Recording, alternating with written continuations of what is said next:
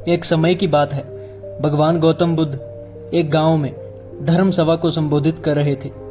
लोग अपनी परेशानियों को लेकर उनके पास जाते और उसका हल लेकर खुशी खुशी वहां से लौट जाते। उसी गांव के सड़क के किनारे एक गरीब व्यक्ति बैठा रहता था तथा महात्मा बुद्ध के उपदेश शिविर में आने जाने वाले लोगों को बड़े ध्यान से देखता था। उसे बड़ा आश्चर्य होता था कि लोग अंदर तो बड़े दुखी चेहरे लेकर जाते हैं, लेकिन जब वापस आते हैं तो बड़े खुश और प्रसन्न दिखाई देते हैं। उस गरीब को लगा कि क्यों ना वो भी अपनी समस्या को भगवान के समक्ष रखे।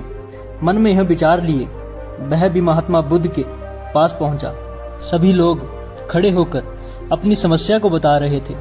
जब उसकी बारी आई तो उसने सबसे पहले महात्मा बुद्ध को प्रणाम किया और फिर कहा, भगवान, इस गांव में लगभग सभी लोग खुश और समृद्ध हैं, फिर मैं ही क्यों गरीब हूं। इस पर उन्होंने मुस्कुराते हुए कहा, तुम गरीब और निर्धन इसलिए हो क्योंकि तुमने आज तक किसी को कुछ दिया ही नहीं। भगवान गौतम बुद्ध की ऐसी बात सुनकर वह गरीब व्यक्ति बड़ा आश्चर्यचकित हुआ और बोला, भगवान, मेरे पास भला दूसरों को देने के लिए क्या होगा। मेरा तो स्वयं का गुजारा बहुत मुश्किल से होता है। लोगों से भीख मांगकर अपना पेट भरता हूँ। भगवान गौतम बुद्ध कुछ देर शांत रहे, फिर बोले, तुम बड़े अज्ञानी हो। औरों के साथ बांटने के लिए ईश्वर ने तुम्हें बहुत कुछ दिया है।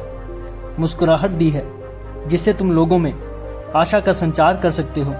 मुख दिया है ताकि लोगों से दो मीठे शब्द बोल सको, उनकी प्रशंसा कर सकते हो। दो हाथ दिए हैं, लोगों की मदद कर सकते हो। ईश्वर ने जिसको ये तीन चीजें दी हैं वह कभी गरीब और निर्धन हो ही नहीं सकता। निर्धनता का विचार आदमी के मन में होता है, यह तो एक भ्रम है, इसे निकाल दो। कभी भी मन में निर्धनता का भाव उत्पन्न ना होने दो, गरीबी अपने आप दूर हो जाएगी।